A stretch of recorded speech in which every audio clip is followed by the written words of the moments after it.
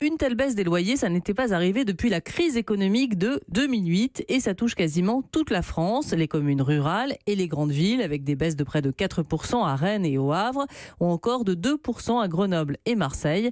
La faute à la conjoncture économique, selon l'Observatoire Clameur, les locataires ne profitent pas encore de la reprise.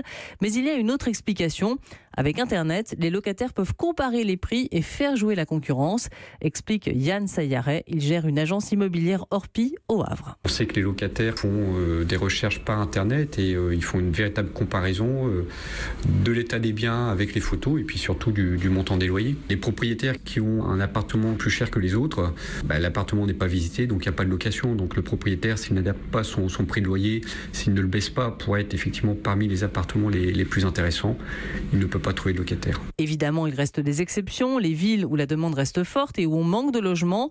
Dans le trio de tête, Nice, Lyon et Montpellier avec des hausses d'au moins 2%.